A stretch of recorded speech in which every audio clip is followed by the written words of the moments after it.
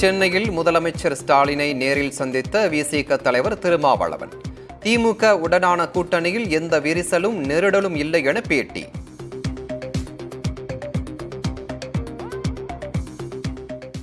விடுதலை சிறுத்தைகள் கட்சிக்கும் திராவிட முன்னேற்ற கழகத்துக்கும் இடையில் எந்த விரிசலும் இல்லை, எந்த நெருடலும் இல்லை. நாங்கள் எங்கள் கொள்கை நிலைப்பாட்டில் உறுதியாக இருக்கிறோம், அதை நாங்கள் முன்னிறுத்துகிறோம், அவ்வளவுதான். ராணிப்பேட்டையில் அமைகிறது லேண்ட் ரோவர் கார் உற்பத்தி ஆலை. வரும் 28ஆம் தேதி அடிக்கல் நாட்டுகிறார் முதலமைச்சர் மு.க. ஸ்டாலின்.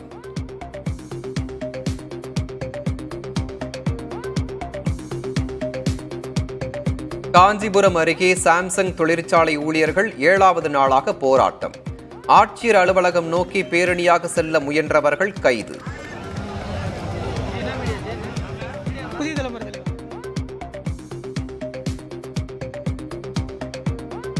சுங்கச்சாவடி கட்டண உயர்வுக்கு மனிதநேய மக்கள் கட்சியினர் கடும் கண்டனம். மதுரை, வேலூர், விக்கிரவாண்டியில் சுங்கச்சாவடிகளை முற்றுகையிட்டு போராட்டம். பரனூர் சுங்கச்சாவடி சூறை.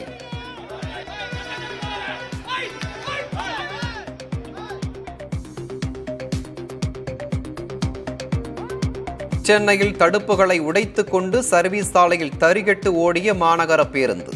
ஆட்டோ மீது மோதியதில் ஓட்டுநர் உயிரிழப்பு.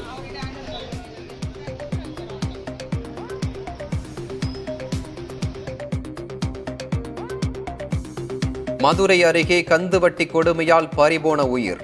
வாங்கிய கடனுக்கு வட்டி கட்டாததால் வீட்டு வேலை செய்ய வற்புறுத்திய கொடூரம்.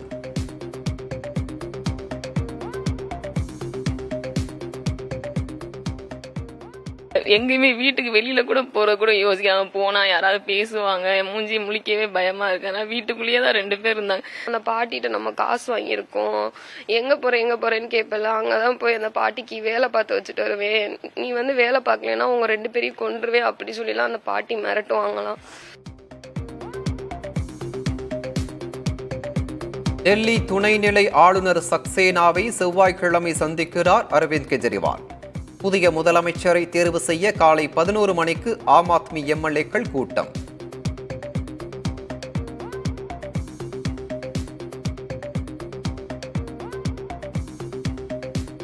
ராகுல் காந்தியின் நாக்கை வெட்டினால் 11 லட்சம் ரூபாய் பரிசு. சர்ச்சைக்குரிய வகையில் பேசிய சிவசேனா ஷிண்டே அணியின் எம்எல்ஏ மீது வழக்கு பதிவு.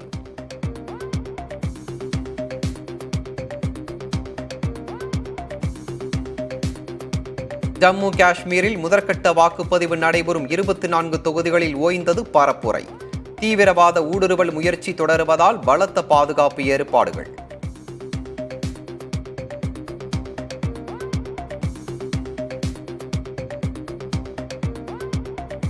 ஆசிய சாம்பியன் கோப்பை ஹாக்கியில் கொரியாவை வீழ்த்தி இறுதிப் போட்டிக்கு முன்னேறியது இந்தியா. மற்றொரு அரையிறுதியில் சீனாவிடம் அதிர்ச்சி தோல்வியடைந்தது பாகிஸ்தான்.